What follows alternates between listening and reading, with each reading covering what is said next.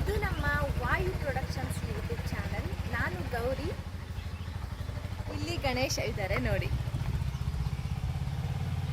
So ನಾನು ಹೇಳ್ತಾ ಇದ್ನಲ್ಲ ನಿಮಗೆ ಅವಾಗ ಯಾವಾಗಲೇ ಆಗಿರಲಿ ನಾನು ಈ ಟೆಂಪಲ್ಗೆ ಹೋಗಬೇಕು ಅಂತ ಅಂದ್ಕೊಂಡಿರೋದಿಲ್ಲ. ಅನ್ಎಕ್ಸ್ಪೆಕ್ಟೆಡ್ ಆಗಿ ಟೆಂಪಲ್ಗೆ ಹೋಗಿರ್ತೀನಿ ಅಂತ ಹೇಳ್ತಿರ್ತೀನಲ್ವಾ. ಸೊ ಇವತ್ತು ನಾವು ಬರೋ ದಾರಿಯಲ್ಲಿ ಬಸ್ಸಲ್ಲಂತೂ ಕಾಲಿಡೋದಕ್ಕೆ ಜಾಗನೇ ಇರಲಿಲ್ಲ. ನಾನೇನೋ ನಮ್ಮ ವಾಯು ಪ್ರೊಡಕ್ಷನ್ಸ್ ಕೆಲಸದ ಮೇಲೆ ನಾನು ಬಂದಿದ್ದು.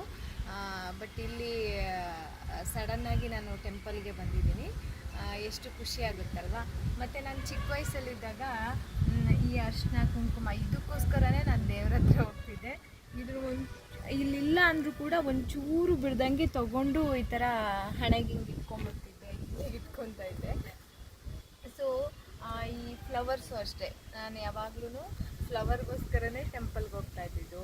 ಆಮೇಲೆ ಇಲ್ಲಿರೋದೆಲ್ಲ ತೆಗೆದು ಪೇಪರಲ್ಲಿ ಕಟ್ಕೊಂಡು ಮನೆಗೂ ಕೂಡ ತೊಗೊಂಡು ಹೋಗ್ತಿದ್ದೆ. ಮತ್ತು ಈ ಲೊಕೇಶನ್ ಚೆನ್ನಾಗಿದೆ, ತೋರಿಸ್ತೀನಿ ಬನ್ನಿ. ಇಲ್ಲಿ ನೋಡಿ, ನಾಗದೇವತೆ ಇದ್ದಾರೆ. ನಾಗದೋಷ ಏನಾದರೂ ಇದ್ದರೆ ಈ ದೇವರಿಗೆ ಪೂಜೆ ಮಾಡಿದ್ರೆ ಒಳ್ಳೇದಾಗುತ್ತೆ ಅಂತ ಹೇಳ್ತಾರೆ. ಮತ್ತು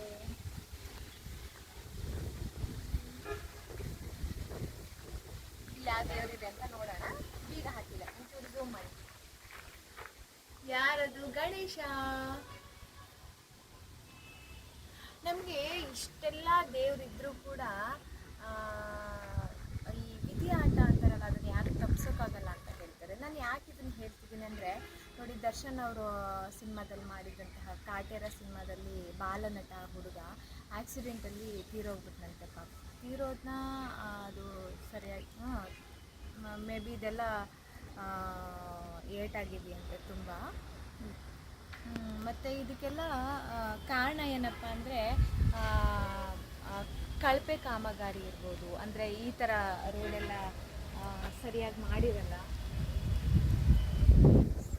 ಸೊ ಆಮೇಲೆ ಏಜ್ ಆದವರು ರೋಡಲ್ಲಿ ಗಾಡಿ ಡ್ರೈವ್ ಮಾಡಬೇಕಾದ್ರೆ ಅಡ್ಡಡ್ಡ ಬಂದುಬಿಡ್ತಾರೆ. ಚಿಕ್ಕ ಮಕ್ಕಳನ್ನೂ ಅಷ್ಟೇ ಸರಿಯಾಗಿ ನೋಡ್ಕೊಳ್ಳಲ್ಲ, ರೋಡಲ್ಲಿ ಅಲ್ಲಿ ಇಲ್ಲೇ ಬಿಟ್ಬಿಟ್ಟಿರ್ತಾರೆ. ಕೆಲವರು ಸೈಕಲ್ ಓಡಿಸ್ಕೊಂಡು ಅಡ್ಡಡ್ಡನೇ ಬಂದುಬಿಡ್ತವೆ. ಮತ್ತು ಬೇಜವಾಬ್ದಾರಿ ಡ್ರೈವಿಂಗ್ ಅಂತಲೇ ಹೇಳ್ಬೋದು. ಎಲ್ಲೆಲ್ಲೋ ಮೈ ಮೇಲೆ ಪ್ರಜ್ಞೆ ಇಲ್ಲದಂಗೆ ಗಾಡಿಗಳನ್ನ ಓಡಿಸ್ತಾ ಇರ್ತಾರೆ. ಇದ್ರ ಬಗ್ಗೆ ನೀವೆಲ್ಲ ಏನಂತೀರಾ ಅದನ್ನು ನಮಗೆ ಕಾಮೆಂಟ್ ಮೂಲಕ ತಿಳಿಸಿ. ಮತ್ತು ಹೈವೇಗಳಲ್ಲಿ ಈ ಆಟೋಗಳನ್ನ ನಿಲ್ಲಿಸೋದು ಹೆಂಗಂದ್ರಂಗೆ ಇದು ಕೂಡ ಒಂದು ರೀಸನ್ ಆಗಿರುತ್ತೆ ಅಲ್ವಾ.